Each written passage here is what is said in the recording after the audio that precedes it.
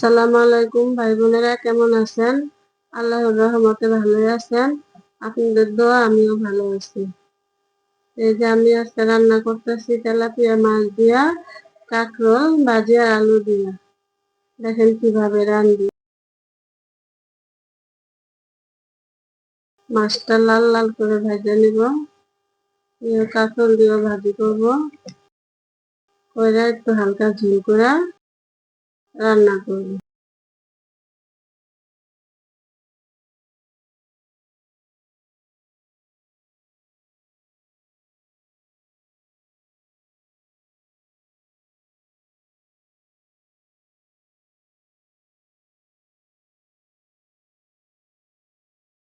লাল লাল করে ভেজে নিয়েছি, এখন নামাইতেছি। এখন কাঁকরোল দিয়ে ভাজবো, আলু ভাজবো। আগে আলু দিয়ে ভেজে নিব, আলুটি হালকা লাল করে ভেজে নিব।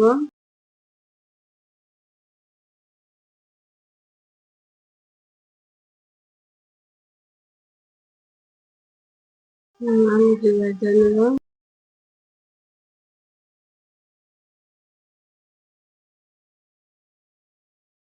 হালকা লাল করে ভেজে নিব, নিয়ে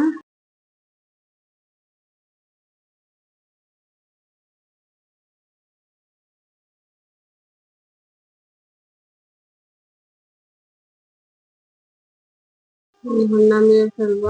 হালকা করে ভেজে ফেলবো, এখন নামিয়ে ফেলবো। এখন নামিয়ে ফেলবো,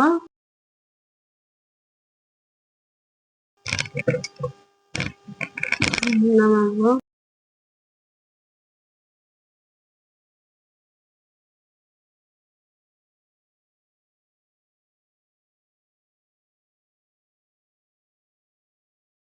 এখন কাঁকরোল দিয়ে দিব।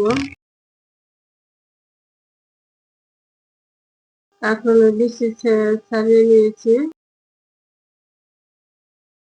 কাঁকরোলের বিচি থাকলে ভাল লাগে না, কাঁকরোলের বিচিটি ছাড়িয়ে নিয়েছি কাঁটা চামচ দিয়ে। হালকা করে ভাজি করবো এখন। কাঁকরোলের বিচি থাকলে কেউ খেতে চায় না, তাই জন্য বিচিগুলো ছাড়িয়ে নিয়েছি। হালকা করে ভাজি করে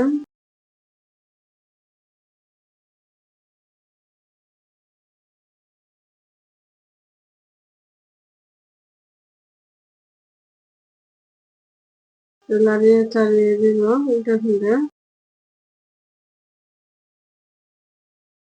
ভালো করে ভাজিয়ে তাহলে কাঁকরোলের গ্রানটা চলে যাবে।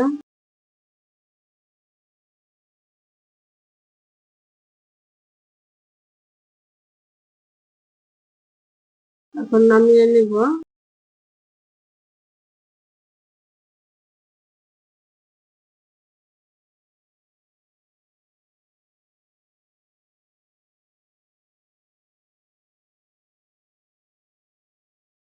এখন নামিয়ে নিব, আমার ভাজা শেষ।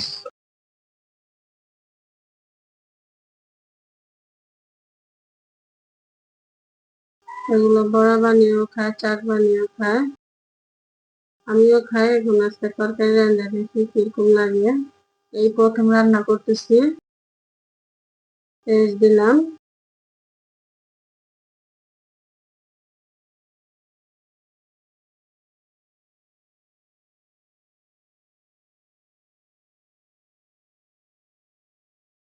লাল করে নিব।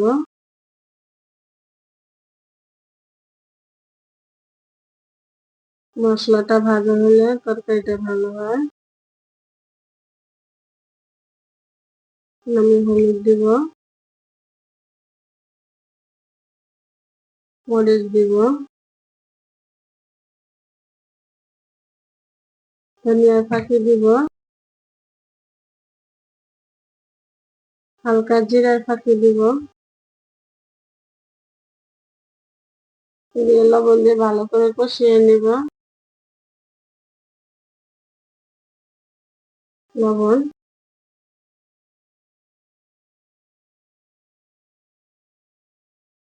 কাঁচামরিচ বাটা, কাঁচামরিচ টাটকা বাটিয়ে দিয়েছি।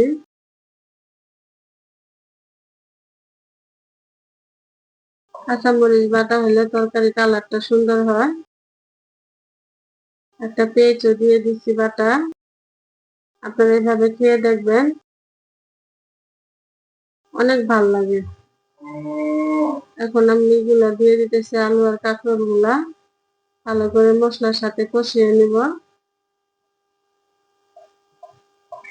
আপনারা একবার খেয়ে দেখেন, যদি ভালো না লাগে তাহলে বলবেন। ভালো করে কষিয়ে নিতে হবে।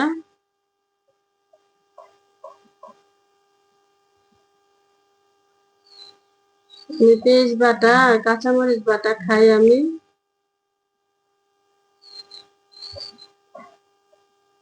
আপনারাও ট্রাই করে দেখবেন।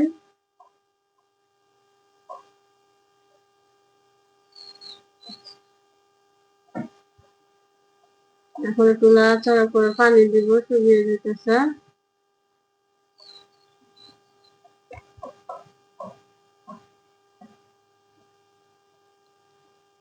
পানি দিব এখন।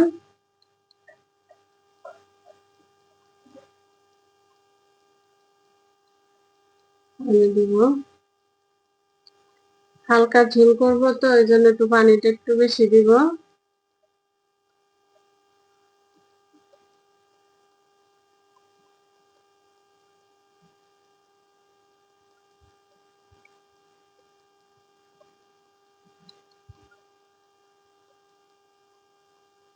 হালকা ঝোল দিব, হালকা ঝোল করবো।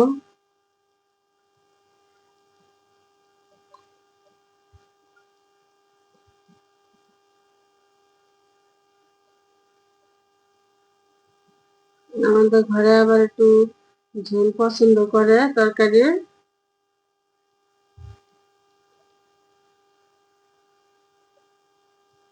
পেঁয়াজ বাটা দিলে হয় কি ঝোলটা ঘন হয়, এই জন্য আমি পেঁয়াজ বাটাটা দিই।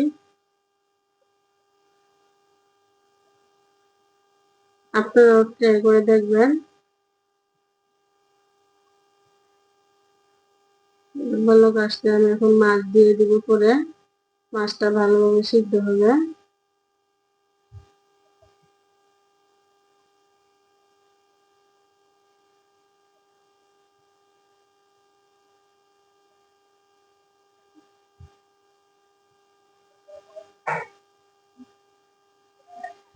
মাছটা দিব এখন।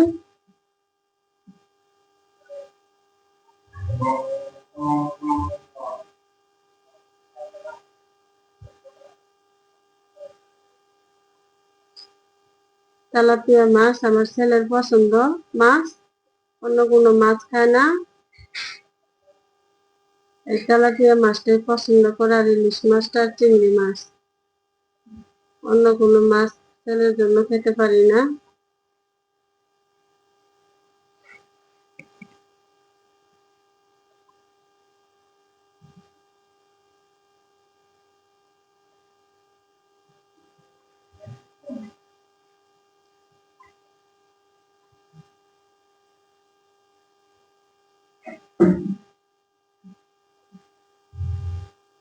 তরকারিটা কেমন হলো জানাবেন আপনারা,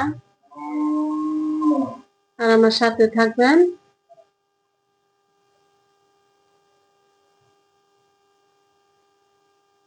আপনাদের উৎসাহ পালে আরো নতুন নতুন রেসিপি দিতে পারবো।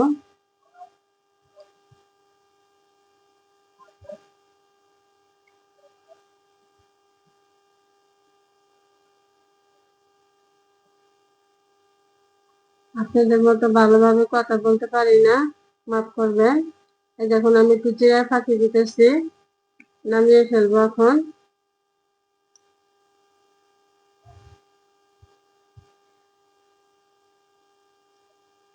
আমার ভাষায় আমি বলতেছি।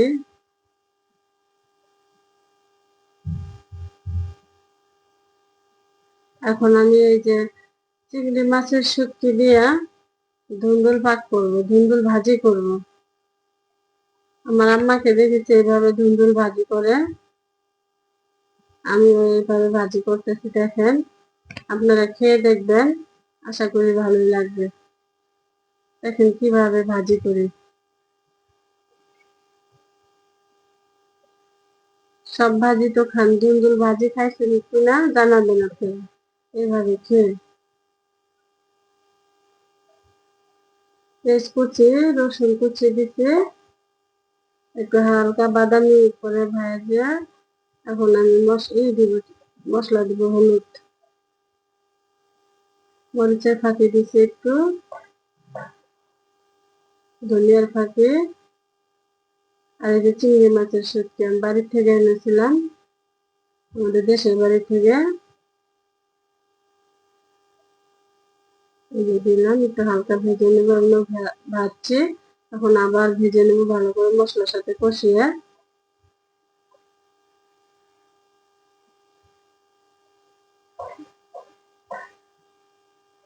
এখানে যে ধুন্দুল আমি কুচি কুচি করে কেটে নিয়েছি, আপনারা এভাবে খেয়ে দেখবেন। এটা গুঁড়া মাছ দিয়েও খাওয়া যায়, বড় মাছ দিয়ে তো রান্না করি সবাই।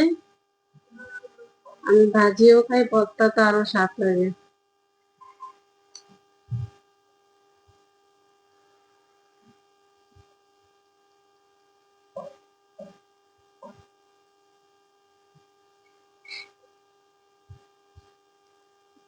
এভাবে খেয়ে দেখবেন,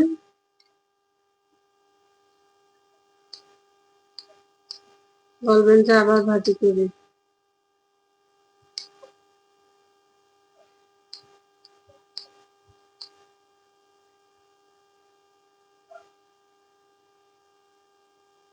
কেটে ধুয়ে চালনে দিবেন, পানি না থাকে।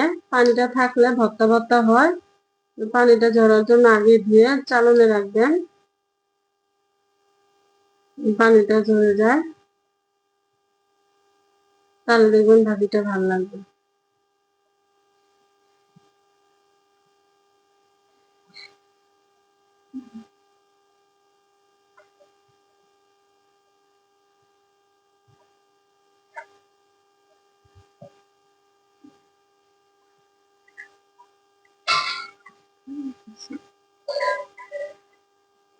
একটু লবণ দিতেছি,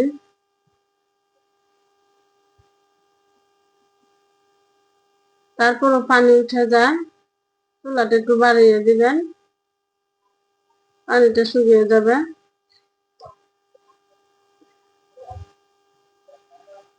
এটা রুটি দিয়েও খেতে ভালো লাগে, ভাত দিয়ে খাইতে ভালো লাগে।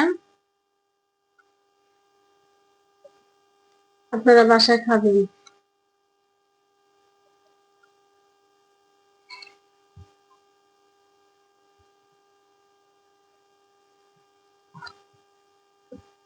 আজকে এই পর্যন্তই। আপনারা সবাই ভালো থাকবেন। আসসালামু আলাইকুম। আগামী ভিডিওতে দেখা হচ্ছে।